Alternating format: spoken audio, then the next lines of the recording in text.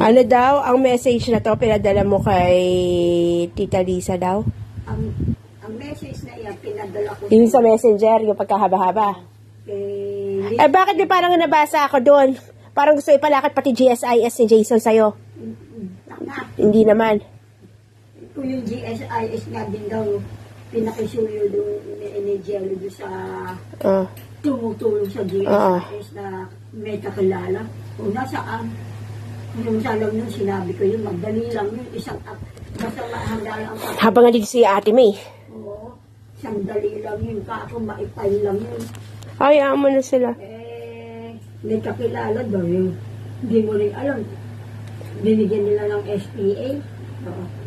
Kung nakuha na. Tanga sila. At saka bakit kailangan niya magsabi pa kay Tita Lisa at kay Tita Rudy na para, pwede rin, ano yun, husgado ba sila? Para akong tinatakot ako. Ano, bakit tanakot? Bakit niya ako tatakutin para sa inyo? Hindi na nga kumingi ng pangkain ko sa inyo. Ayun. Makakala niya kasi pa nagkukwento ka ng tungkol sa solar light o hindi pa tayo bumibili ng gas at gumagamit tayo ng super kalan, naghihirap na tayo.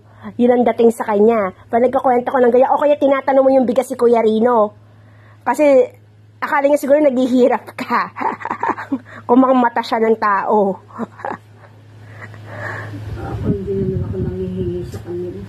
Lalo ba i-discuss ko pa ba kung ano kinakain natin sa kanila araw-araw? Hindi ka tayo nagluluto pero kumakain tayo.